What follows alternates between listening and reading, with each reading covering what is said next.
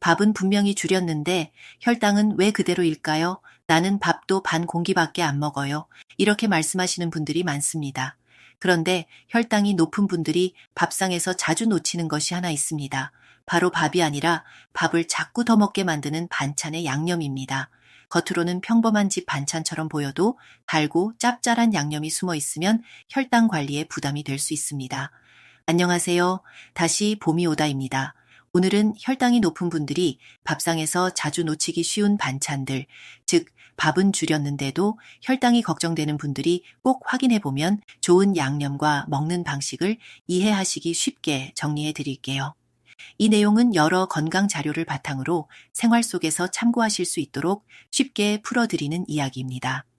이미 당뇨약을 드시거나 치료 중이신 분들은 식사량이나 식단을 갑자기 크게 바꾸기보다 담당 의료진과 상의하시는 것이 좋습니다. 그럼 시작하겠습니다. 첫 번째, 달달하게 볶은 반찬입니다. 대표적으로 멸치볶음, 진미채볶음, 어묵볶음 같은 반찬이 있습니다. 이 반찬들은 집에 있으면 참 편합니다. 오래 두고 먹기도 좋죠? 그런데 이런 볶음 반찬에는 간장만 들어가는 것이 아니라 설탕, 올리고당, 물엿, 맛술 같은 단맛 양념이 함께 들어갑니다. 문제는 양이 작아 보여서 방심하기 쉽다는 점입니다. 멸치볶음 한 젓가락, 진미채 한 젓가락은 별것 아닌 것 같지만 입맛을 당기게 해서 밥을 더 먹게 만들기도 합니다. 또 단맛과 짠맛이 함께 있으면 자꾸 손이 가게 되죠. 혈당 관리를 위해서는 탄수화물과 당류를 확인하는 것이 도움이 된다라고 대한 당뇨병학회도 안내합니다. 특히 영양 성분을 볼 때 혈당 관리를 위해 탄수화물과 당류를 확인하는 기준을 제시하고 있습니다. 물론 멸치볶음이나 어묵볶음을 절대 먹지 말라는 뜻은 아닙니다. 다만 혈당이 높은 분들은 이런 반찬을 건강한 밑반찬이라고만 생각하지 말고 양념의 단맛을 조금 줄여보는 것이 좋습니다. 집에서 만들 때는 물엿이나 설탕을 평소보다 덜 넣고 고소한 깨나 견과류를 조금 활용해 보세요. 사서 드시는 반찬이라면 달짝지근한 양념이 많은 것은 조금씩만 덜어 드시는 것이 좋습니다. 첫 번째로 기억하실 것은 이것입니다. 밥만 줄이는 것보다 반찬의 단맛을 줄이는 것이 더 현실적인 변화가 될 수 있습니다. 두 번째는 양념이 진한 고기 반찬입니다.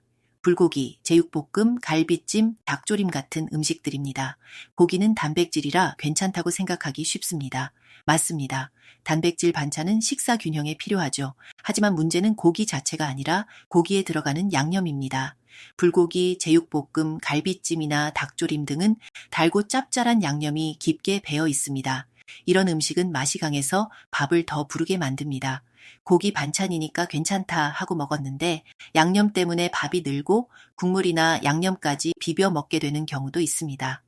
혈당이 높은 분들은 고기를 드실 때 양념이 진한 메뉴보다 삶은 고기, 구운 생선, 두부, 달걀처럼 담백한 단백질 반찬을 더 자주 선택하시는 것이 좋습니다. 집에서 불고기를 하신다면 양념을 조금 싱겁고 덜 달게 만들고 고기보다 양파, 버섯, 파프리카 같은 채소를 넉넉히 넣어보세요. 제육볶음을 드실 때도 양념을 밥에 비벼 먹는 습관은 줄이는 것이 좋습니다. 핵심은 고기를 끊는 것이 아니라 단백질은 챙기되 달고 진한 양념은 줄이는 것입니다. 이렇게 바꾸면 혈당 관리뿐 아니라 나트륨 섭취를 줄이는 데도 도움이 될 수 있습니다. 세 번째는 고추장, 초장, 소스가 많이 들어간 반찬입니다. 비빔나물, 오징어 초무침, 도라지 무침, 골뱅이 무침, 비빔국수 양념처럼 새콤달콤한 맛이 나는 음식들이 있습니다. 이런 음식은 입맛을 돌게 하고 정말 잘 들어갑니다. 그런데 고추장이나 초장 양념에는 단맛이 함께 들어가는 경우가 많습니다. 고추장 자체도 탄수화물이 들어있는 장류이고 여기에 설탕, 매실청, 올리고당, 식초가 더해지면 새콤달콤한 양념이 됩니다. 문제는 이 양념이 반찬 전체에 묻어 있어서 내가 얼마나 먹었는지 알기 어렵다는 점입니다. 나물은 건강한데 양념이 너무 진하면 이야기가 달라질 수 있습니다. 그래서 혈당이 높은 분들은 고추장 무침이나 초장 무침을 드실 때 양념을 조금 걷어내는 습관을 들여보시면 좋습니다. 또한 초장을 찍어 먹을 때도 푹 찍기보다 살짝만 찍는 습관이 좋습니다. 소스가 많이 들어간 샐러드도 마찬가지입니다. 샐러드는 건강해 보여도 달콤한 드레싱을 듬뿍 뿌리면 생각보다 당류와 열량이 늘 수 있습니다. 혈당 관리에서 중요한 것은 음식 이름보다 조리 방식입니다. 같은 채소라도 담백하게 먹으면 좋고 달고 진한 소스를 많이 곁들이면 부담이 될 수 있습니다. 네 번째는 국물과 조림 양념을 밥에 비벼 먹는 습관입니다. 생선조림 국물, 두부조림 양념, 닭볶음탕 국물, 찌개 국물, 맛있는 양념이 밥에 닿으면 밥이 훨씬 잘 넘어갑니다. 하지만 혈당이 높은 분들은 이 습관을 조금 조심하시는 것이 좋습니다. 국물과 양념에는 소금, 간장, 고추장, 설탕, 물엿, 기름이 함께 들어가는 경우가 많기 때문에 양념에 비비면 나도 모르게 밥이 더 들어가기도 합니다. 또 짠 국물은 혈압 관리에도 부담이 될 수 있습니다. 혈당만큼이나 50대 이후에는 혈압과 혈관 건강도 함께 봐야 합니다. 그러니 조림이나 찌개를 드실 때는 건더기 위주로 드시고 국물과 양념을 밥에 비벼 먹는 습관은 줄여보세요. 국물은 한두 숟가락 맛보는 정도로 하고 밥에 부어 먹는 방식은 피하는 것이 좋습니다. 처음에는 조금 허전할 수 있습니다. 하지만 입맛은 조금씩 바뀝니다. 처음부터 완전히 싱겁게 먹기 어렵다면 양념을 절반만 찍고 국물은 남기는 것부터 시작해도 됩니다. 정리해드리겠습니다. 혈당이 높은 분들이 밥상에서 놓치기 쉬운 반찬.